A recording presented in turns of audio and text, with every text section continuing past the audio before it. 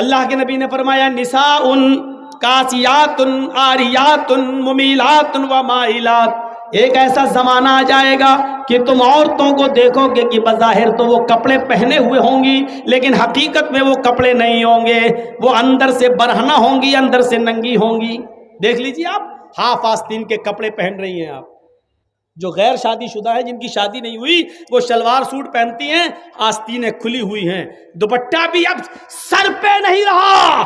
اللہ کے رسول جب معراج پہ گئے تو آپ نے دیکھا کہ کچھ عورتوں کو سر کے بال پکڑ کر ایک درخت سے لٹکا دیا گیا جہنم کے اندر، اور ان کو الٹا الٹا ان کو گھمایا جا رہا ہے، اور ان کے ہاتھ پیچھے سے باندھ دیے گئے ہیں، اور ان کے دونوں سینوں میں، عورتوں کے دونوں سینوں میں کھنجر ڈھونک دیے گئے ہیں، یہاں سے اور یہاں نکال لیا گیا ہے، یہاں سے کھنجر ڈالا، یہاں نکالا گیا ہے۔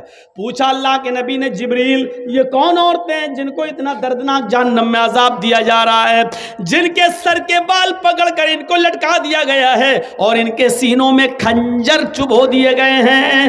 جبریل نے فرمایا اے اللہ کے نبی یہ وہ عورتیں جو دنیا میں اپنے بال کھول کر چلا کرتی تھیں، اپنے بالوں کو دوپٹے سے نہیں ڈھانکتی تھیں، اپنے سر پر اوڑھنیاں نہ ڈالا کرتی تھیں، اپنے سروں پر اوڑھنیاں نہیں اوڑا کرتی تھیں، یہ کھلے بال لے کر چلتی تھی، بازار میں، اسکولوں میں، کالجوں میں ان کے بال کھلے رہتے تھے، اور یہ وہ عورتیں جن کے سینوں میں کھنجر ڈال دیے گئے ہیں، یہ اپنے سینوں پر اوڑھنیاں چادر نہیں ڈالتی تھی، اتنا ٹائٹ کپڑا پہنتی تھی کہ کپڑا پہننے کے باوجود ان کے سینے کا حصہ اٹھا ہوا نظر آتا تھا۔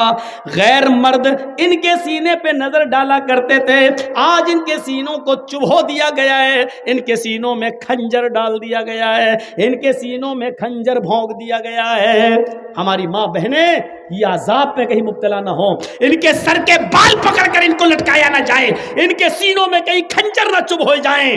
ان کو کہو اپنی بیٹیوں سے اسکول میں جائیں تو کم سے کم اوڑھنیاں اور ڈھیلی چادر اپنے جسموں پہ ڈال لیں۔ فرمایا ایک ایسا زمانہ آ جائے گا کہ عورتوں کو دیکھو گی کہ کپڑے پہننے کے باوجود ننگی ہوں گی، ممیلات و مائلات، لوگوں کی طرف مائل ہوں گی اور ان کو اپنی طرف مائل کریں گی، اتنا میک اپ کریں گی، لال رنگ کا کپڑا تو لال رنگ کی لپسٹک، بلو رنگ کا کپڑا تو بلو رنگ کی لپسٹک، ہرے رنگ کا کپڑا تو ہرے رنگ کی لپسٹک، میچنگ نہیں بگڑنی چاہیے، میچنگ نہیں بگڑنی چاہیے۔ یہ میک اپ اتنا کریں گی کہ نوجوانوں کو اپنی طرف کھینچیں گی اور خود نوجوانوں کی طرف کھنچ جائیں گی۔ لا يدخلن الجنت ولا یجدن ریحھا، یہ عورتوں کو جب دیکھو تو سمجھ لینا یہ عورتیں کبھی جنت میں داخل نہیں ہوں گی اور جنت کی خوشبو بھی نہیں پائیں گی۔ ایسی عورتوں پر اللہ نے جہنم واجب کر دی اور جنت کو حرام کر دیا، یہ عورتیں کبھی جنت کے اندر داخل نہیں ہوں گی۔ جنت میں داخلے کے لیے ڈھیلا ڈھالا کپڑا ضروری ہے، پردہ ضروری ہے۔ حضرت فاطمہ کا انتقال کا وقت آیا تو رو رہی تھی، کہا علی نے کیوں رو رہی ہو، ایک دن تو سب کو اس دنیا سے جانا ہے۔ کہا علی میرے شوہر میری ایک وصیت ہے اس کو یاد رکھنا، بتاؤ تم میری بیوی ہی نہیں محمد رسول اللہ کی بیٹی بھی ہو، بتاؤ کیا وصیت ہے؟ فرمایا جب میرا انتقال ہو جائے، میری روح نکل جائے تو مجھے رات میں دفنانا، دن میں نہیں۔ عشاء کی نماز کے بعد اندھیرے میں میرا جنازہ لے کر قبرستان جانا، دن میں نہیں۔ حضرت علی نے کہا یہ تم نے ایک نئی مصیبت میرے اوپر ڈال دی، مان لو فجر کے بعد اگر تمہارا انتقال ہو جاتا ہے تو ظہر کے بعد دفن کیا جائے گا، ظہر میں انتقال ہوتا ہے تو عصر میں، اب فجر کے بعد اگر انتقال ہو جائے تب بھی ہم عشاء کے بعد تمہیں دفنائیں، یہ کہاں کی عقل مندی ہے؟ فرمایا اے علی، اے میرے شوہر، میرے اوپر یہ احسان کرنا جو میں آپ سے کہہ رہی ہوں، میرے جنازے کو رات کی تاریکی میں لے جانا، میرے جنازے کو رات کے اندھیرے میں اٹھانا۔ پوچھا ایسا کیوں کہہ رہی ہو؟ کہتی ہے کہ میں ایسا اس لیے کہہ رہی ہوں کیونکہ میں یہ نہیں چاہتی کہ میرے مردہ جسم پر پڑے ہوئے کفن پر بھی کسی غیر مرد کی نظر پڑے، میرے مردہ جسم پر پڑے ہوئے کفن پر بھی کسی غیر مرد کی نظر پڑے، میں چاہتی ہوں کہ میرا جنازہ جب اٹھے تو میرے کفن کو بھی کوئی نہ دیکھے، میری شکل صورت تو بہت دور کی بات ہے۔ حضرت فاطمہ کی یہ نصیحت تھپڑ مار رہی ہے آج ہماری بیٹیوں اور ہماری بیویوں کے منہ پر، ہماری عورتوں کے منہ پر۔ غور کریں، مرنے کے بعد کوئی نکاح نہیں کر سکتا ہے، مرنے کے بعد کوئی کسی سے دلچسپی نہیں رکھتا ہے، کتنی خوبصورت لڑکی کیوں نہ زمین پہ پڑی ہو، اگر مر گئی تو اس کی طرف کوئی انٹرسٹ نہیں لیتا ہے۔ لیکن حضرت فاطمہ کیا کہہ رہی ہیں کہ میرے انتقال کے بعد میرے مرے ہوئے جسم پر پڑے ہوئے کفن پر بھی کسی غیر مرد کی نظر نہ پڑے۔ ایک طرف اس پردے کو دیکھیے اور ایک طرف ہمارا سماج، ہماری سوسائٹی، اور اس سوسائٹی میں گھومنے والی آوارہ گائیں، آوارہ بھیڑوں کو دیکھیے۔ آج مجھے کہنا پڑ رہا، آوارہ گائیں، آوارہ بھینسیں، آوارہ بکریاں، آوارہ بھیڑیں، ان کو کہنا پڑ رہا ہے۔ آپ یہ مت کہیے کہ مولانا جرجیس مثال غلط دے رہے ہیں، ضرورت پڑنے پر قرآن نے بھی چوپایوں کی مثال دی ہے۔ اولئک کالانعام بل ھم اضل، یہ چوپایوں کی طرح ہیں بلکہ ان سے بھی زیادہ گئے گزرے۔ جب قرآن انسان کو اللہ چوپایوں کی طرح کہہ سکتا ہے، اگر ہم نے ان کو بے لگام گھوڑی اور بے لگام اونٹنی یا ہم نے آوارہ بھیڑ و بکری کہہ دیا تو کوئی غلط نہیں کیا، کوئی غلط نہیں کیا۔ تم ہنس رہے ہو، یہ رونے کا مقام ہے، رونے کا۔ ہماری بہنوں بیٹیوں کے لیے کہاں پر میٹنگیں ہو چکی ہیں کہ ان کو کالجز اور یونیورسٹی میں پڑھاؤ اور جگہ دو اور غیر مسلموں سے ان کے نکاح کرواؤ اور 2-4 بچے پیدا کر کے بچے اپنے پاس رکھ کے ان کو چھوڑ دو۔ ہماری بیٹیوں کے خلاف میٹنگیں ہو چکی ہیں، آپ ہنس موبائل میں لگے ہو، ایکسکیوز می، ہائے ہائے ڈارلنگ، اسی میں آج ہم پڑے ہوئے ہیں۔ یاد رکھو، جس راستے پہ تم چل رہے ہو، اللہ کی قسم یہ راستہ تمہارے گھر تک جاتا ہے، تمہاری دہلیز تک جاتا ہے۔ قرآن نے زنا کو کیا کہا ہے؟ لا تقربوا الزنا۔ قرآن نے کیا کہا ہے؟ لا تقربوا الزنا انہ کان فاحشۃ وساء سبیلا۔ یہ بہت گندا راستہ ہے۔ اللہ نے زنا کو گندا راستہ کیوں کہا؟ زنا کو یہ نہیں کہا گندا کام، اللہ نے کیا کہا؟ گندا کام تو ہے ہی لیکن بہت گندا راستہ بھی ہے۔ یہ گندا راستہ کیوں کہا؟ پورے 1 سال تک میں یہی ڈھونڈتا رہا کہ جب زنا گندا کام تھا تو گندا کام کہہ دیا تھا، اللہ نے کافی تھا، لیکن گندا راستہ کیوں کہا ہے؟ زنا راستہ کیسے ہو سکتا ہے؟ گندا راستہ 1 سال تک پڑھا، 1 سال تک کتابوں کی ہم نے پنے پلٹے، 1 سال تک ہم نے چیک کیا، 1 سال تک مولویوں سے رابطے قائم کیے، 1 سال تک بڑے بڑے علماء سے ہم نے کانٹیکٹ کیا، تب 1 سال کے بعد ہم اس نتیجے پہ پہنچے کہ اللہ نے اس کو گندا راستہ اس لیے کہا کیونکہ جس راستے پہ تم چل رہے ہو اس کی منزل تمہارے گھر تک جاتی ہے۔ یعنی تم دوسروں کی بہن بیٹی کے ساتھ جو زنا کرنے کا ارادہ کرتے ہو، حقیقت یہ ہوتی ہے کہ جس راستے پہ چل کے تم دوسروں کی بہن بیٹیوں کی عزت لوٹتے ہو، یہ راستہ تمہارے گھر تک جاتا ہے، یعنی تمہاری بہنوں بیٹیوں کی عزت بھی لوٹی جاتی ہے۔ اس لیے اللہ تعالیٰ نے اس کو گندا راستہ کہا ہے۔ گندا راستہ، ہم سمجھ رہے ہیں کہ دوسرے کی بہن ہے اس کے ساتھ ہم غلط کام کر رہے ہیں، حقیقت یہ ہے کہ یہ راستہ ہماری بہن تک جا رہا ہے۔ ہم سمجھ رہے ہیں کہ دوسرے کی بیٹی ہے جس کے ساتھ ہم غلط کام کر رہے ہیں، حقیقت یہ ہے کہ ہم اپنی بیٹی کے لیے دروازہ کھول رہے ہیں اور یہ راستہ ہماری بیٹی تک آتا ہے۔ کتنے دن ہو گئے ہم نے نہیں بتایا، اور شاید آپ کو معلوم ہو کہ ہمارے علاقے کا واقعہ ہے کہ ایک امیر آدمی نے ایک رکشہ چلانے والے کو، جس کی صرف ایک بہن تھی، بس ایک بہن، کوئی نہیں تھا اس کا، کسی بات پر ناراض ہو کر FIR کر کے اس لڑکے کو جیل پہنچا دیا۔ اب بہن اکیلی ہو گئی، محلے کے لوگوں نے ساتھ دیا، اس کا کھانا پانی ہر طریقے سے اس کو کوئی تکلیف نہیں ہونے دی۔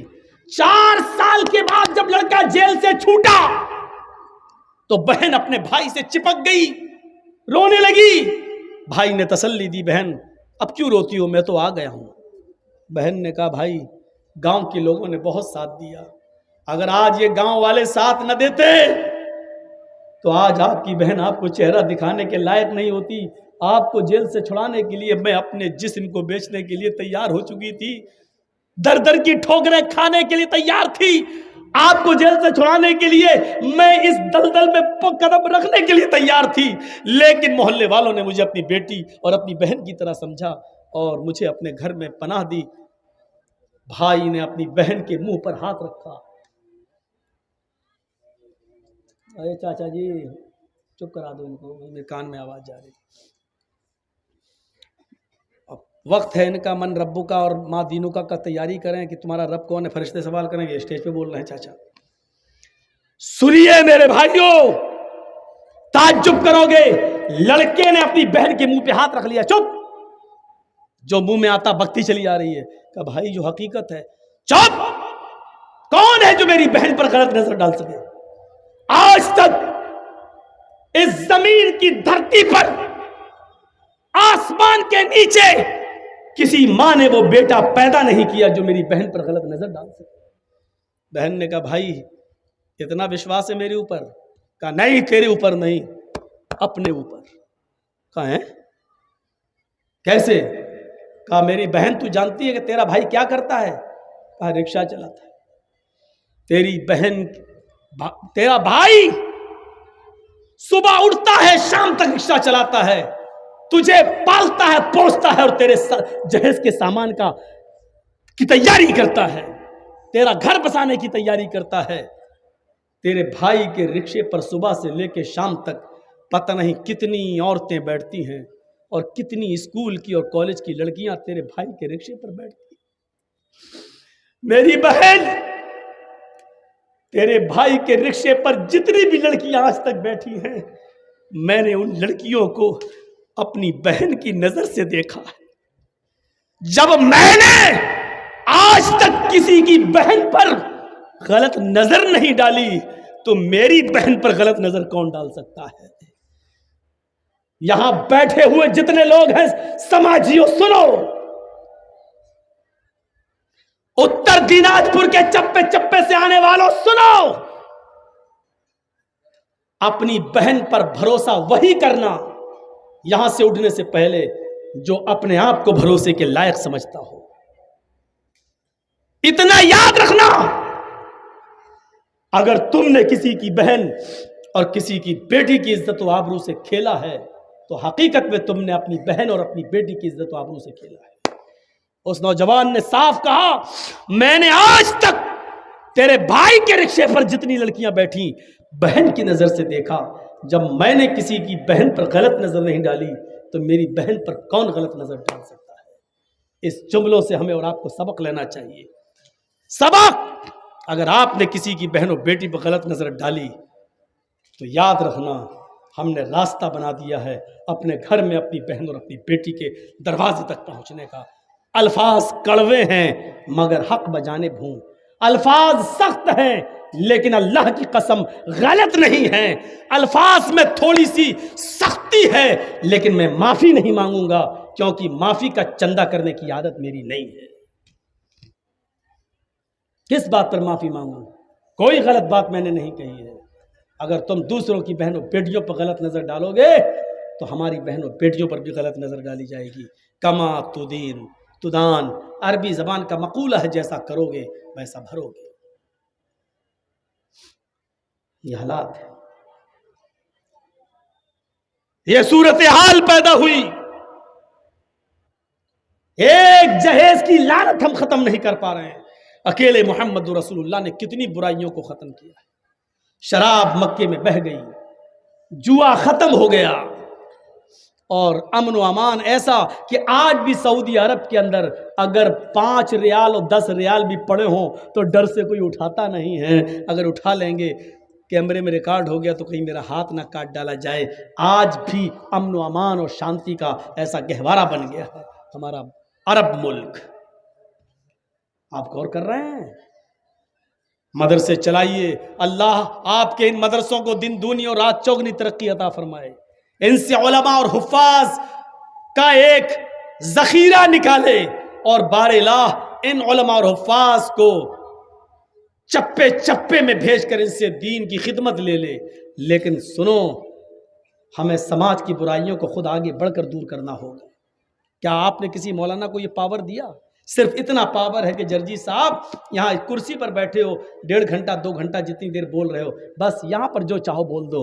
کیا آپ نے کبھی ہمیں یہ موقع دیا ہے کہ کسی کے بارات میں لڑکے کی ہم جائیں اور وہاں پر یہ کہہ سکیں کہ یہ 300 آدمیوں کی جو بارات آئی ہے یہ غلط ہے، اسلام کے خلاف ہے، شریعت کے خلاف ہے؟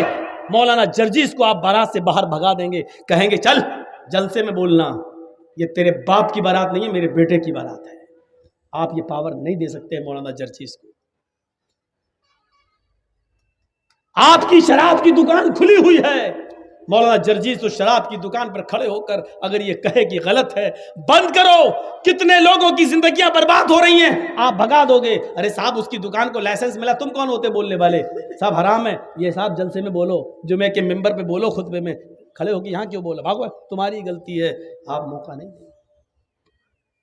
حضرت عمر فاروق نے ایک آدمی کو دیکھا، وہ آگے آگے جا رہا ہے اور اس کا یہ پیجامہ ٹخنوں سے نیچے ہے.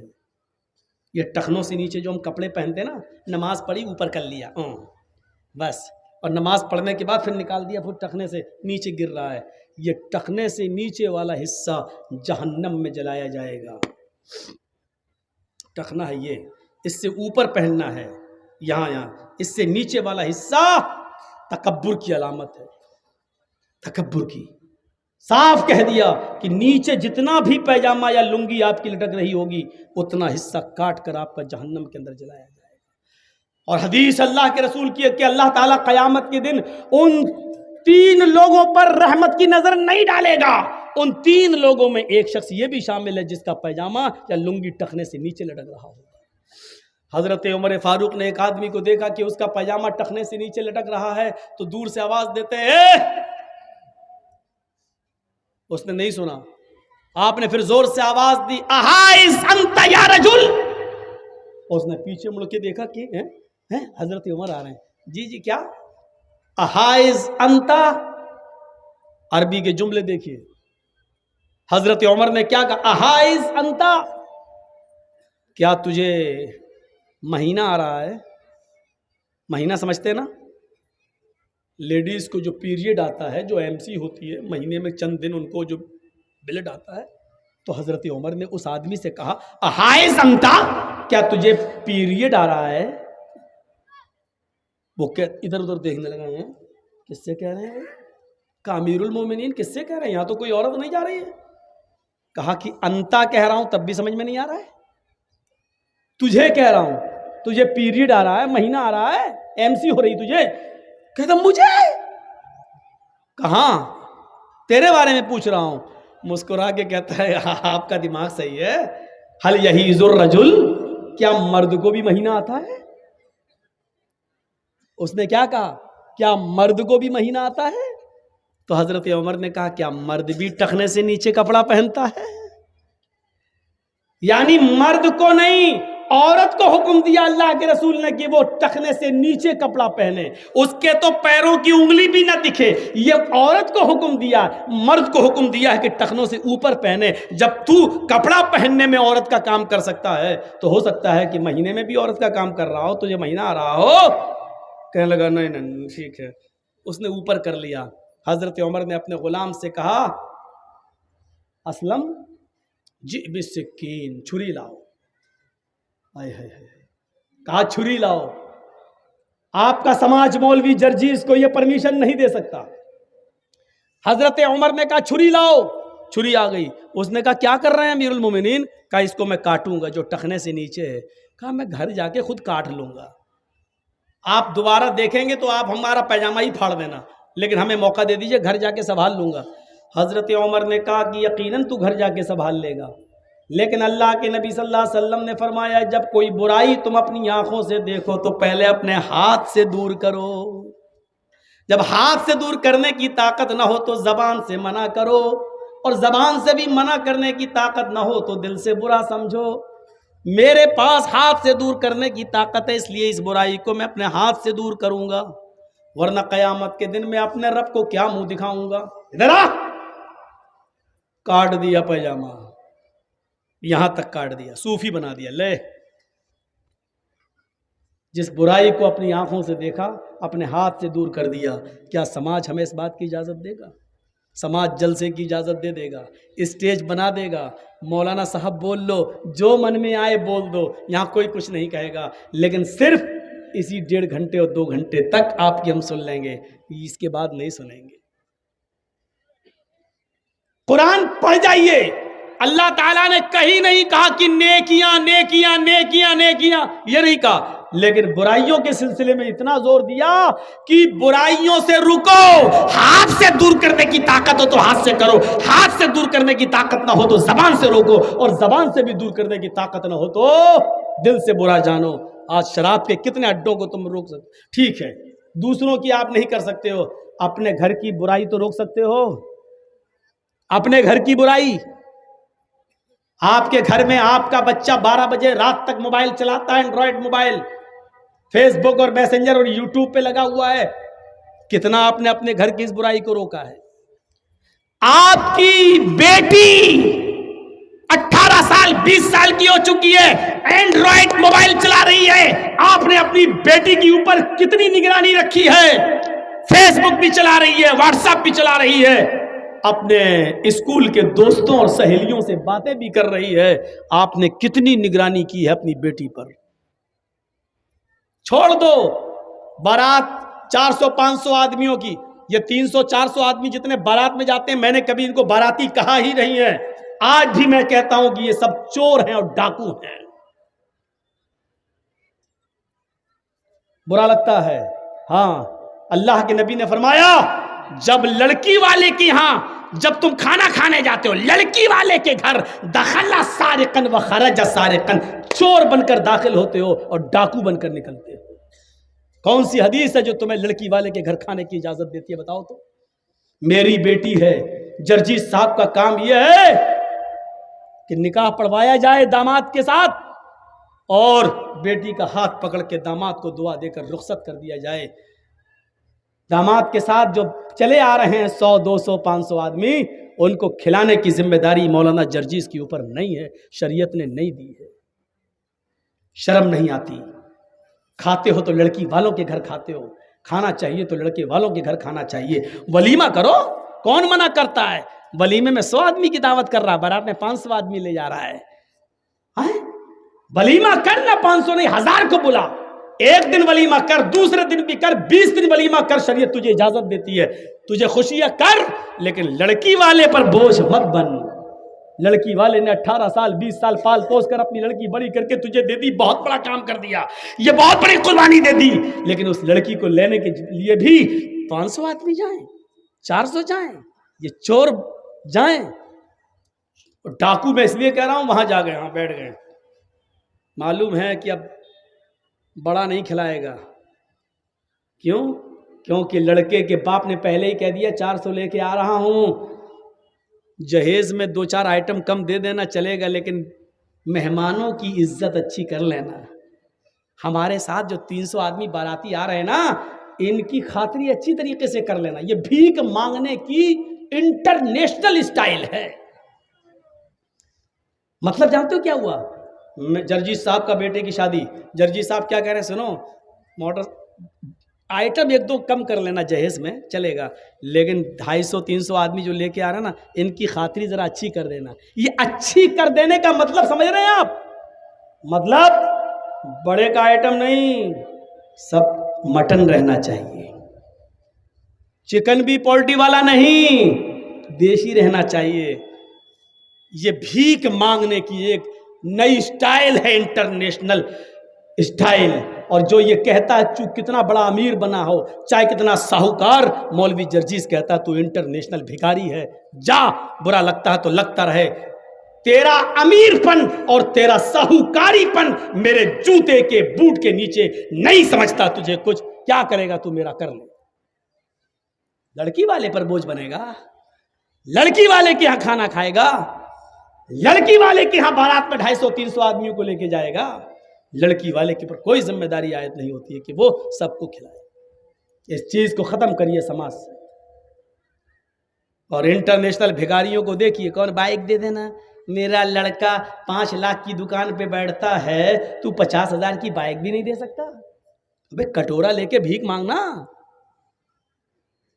دروازے پر جرجیز کے جب کوئی لنگڑا آدمی آتا ہے تو 10 روپے دینے میں فخر ہوتا ہے کہ چلو پیروں سے معذور ہے، کمانے کے لائق نہیں ہے۔